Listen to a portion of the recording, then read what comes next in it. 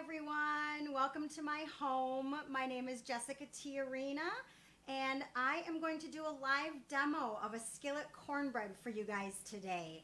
For those of you who subscribe to my blog, this morning you would have received a post about a chili and skillet cornbread that I made for my family last night. And I thought, you know what? Times like these when you want to share things with people and you just can't quite do that for whatever reason, let's see what we can do to incorporate some of those things with each other without having to leave our homes or, I would love to have friends over and make all of you chili and cornbread, but that's just not something that we can do right now. So we thought, why not share it with you guys via a live demo? And if it goes well, then maybe we'll do some more throughout the week and kind of share this time together. I am a people person, and so I am missing my people. I am missing my family. I'm missing that camaraderie, big dinners, that kind of thing. So this is the next best thing for me. I'm typically teaching cooking classes several times a month, and with everything going on right now, that is just not something that's possible. So with that being said, I kind of want to get going with this and show you guys what I'm making. This is a really simple recipe. I wanted to showcase something where most of us have all the ingredients. Most of us have all the ingredients now, I would imagine, since a lot of us have stocked up on pantry items, including flour and cornmeal and eggs and butter. You've probably got baking soda and salt, I would imagine, as well. A lot of people seem to be buying out the shelves of chocolate chips, so I know you're all baking. So this is a recipe that's very simple, no fail, easy every time. And I'll show you a couple hacks as we go through it and a couple fun things that you can add to it to make it a little bit different. If you subscribe to my blog, also you'll notice that that recipe did come with a whipped honey butter as well, and I can talk about that a little bit later. So for this recipe, it requires, for what I do, a 10-inch skillet, and that skillet, let me show you guys here, has been preheating in the oven at 350 degrees. It's nice and hot, nice and hot. And the reason I did that was because we're going to go ahead and put that half cup of butter or one full stick into that skillet. It's sliding around already. I can hear it sizzling just a little bit. And then we're gonna go put it back in the oven because I want that butter to melt fully.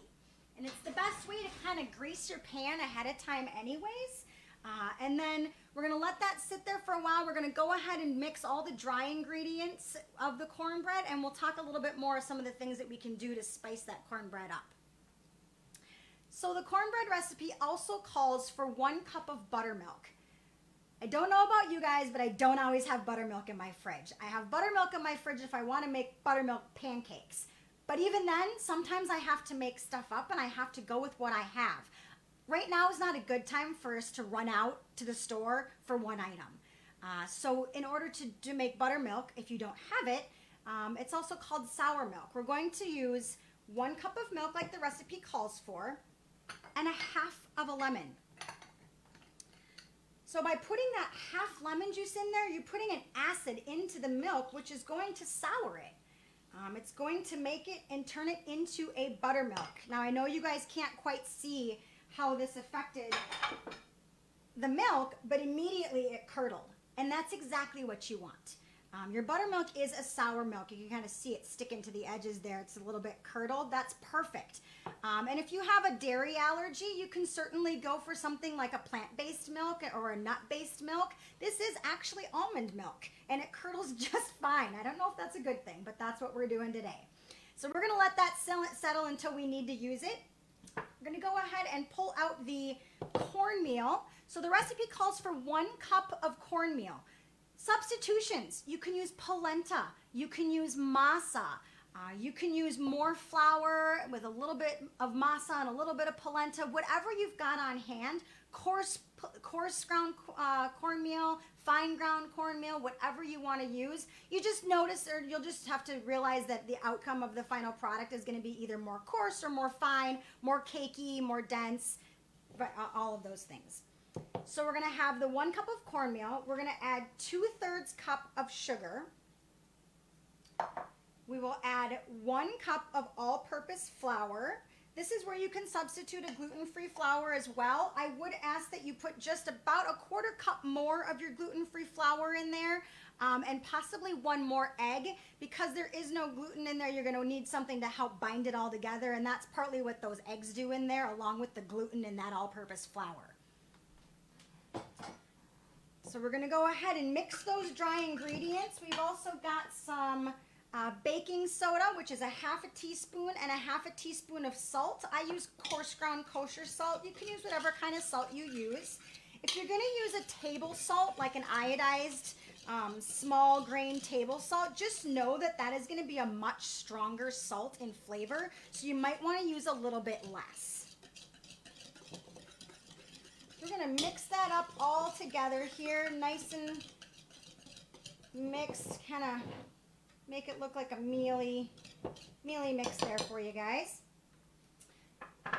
And we're going to make a little well in the middle of all of that. And I'm going to crack 2 eggs. And the eggs are at room temperature. I always like to keep my ingredients at room temperature unless otherwise noted, just because then everything kind of mixes together all at once very nicely. You're going to put it in the oven and bake it.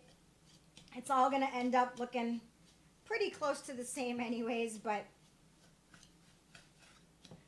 let's see. We're going to get those eggs nice and mixed in there. We're going to go ahead and add that buttermilk or that sour milk that we made together and mix that all together. Now, some of the other things that you can do to this is you could add some creamed corn if you want this to turn out more like a sweet cake versus a drier cornbread.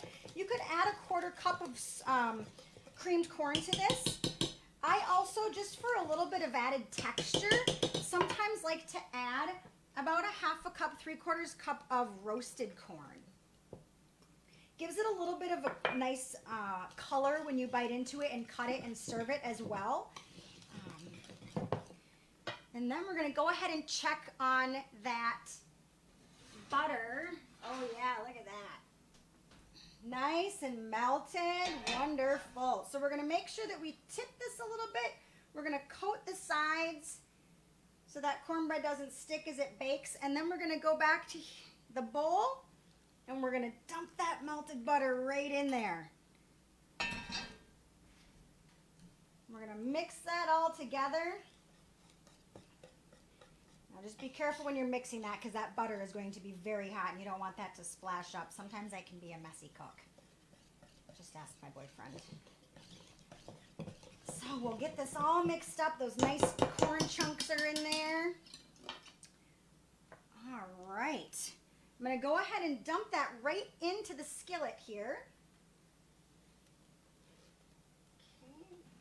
Grab a spatula that I've got here. Whoop. See, messy cook right on the stovetop. Put that in there.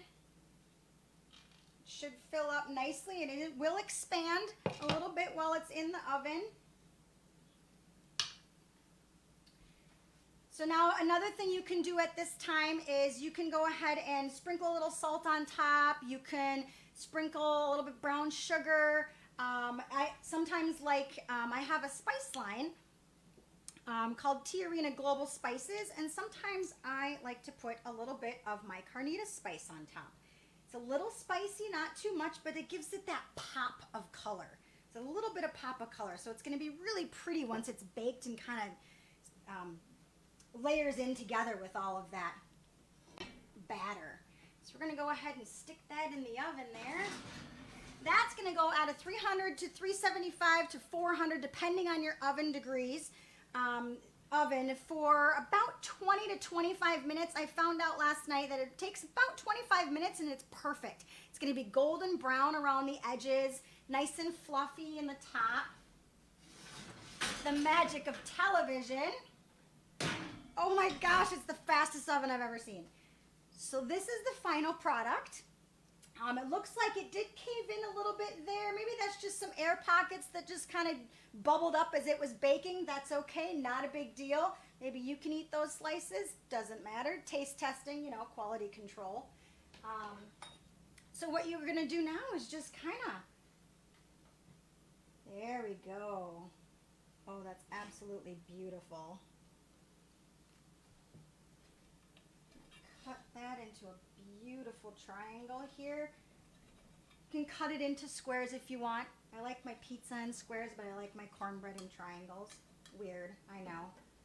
And that should just pull right out of there nice and pretty like that. Look at that. I've got some corn chunks. It's steaming. It's soft, kind of like a cake. Pretty dense, but fluffy at the same time, if that makes any sense. And you serve it just like that. Okay? You can just serve it with a dollop of butter as well. Again, the recipe that I have that was sent out this morning does have a whipped honey butter recipe for it, and that's just simple, simple, simple, simple. 1 cup of butter softened, a half a cup of honey, and 1 teaspoon of ground cinnamon. You can flavor that to your heart's desire. If you've got some lemon peel or if you've got some cardamom, let's say you want to throw some lavender. You've got some extra dried lavender from your garden last year. Throw that in there and you've got a sweet whipped honey butter for that as well. Feel free, I'd love it if you guys would join my blog. I send something out every day. I have now for the past 10 days, just kind of letting you guys know how me and my family are dealing with everything that's going on right now, you know. We're feeling a little trapped maybe, a little like we can't go out and do anything fun. So you know what, we're just gonna have to make do and we're gonna have to have fun in our own homes. This is an opportunity for me to have fun and to show you guys what I love to do on a daily basis. So please feel free to subscribe to my blog at www.jessicatiarena.com. You'll also have access to over 350 recipes, some fun, quirky, crazy kitchen hacks and stories from my past lives. But thank you so much for showing up today. It was so wonderful to be able to do this with you guys, and I hope you come back again soon. Be on the lookout. I'll do something else next week as well. Hopefully you guys will be there with me. Thank you so much, and everybody stay safe. Stay healthy, wash your hands. I will see you soon. Thank you.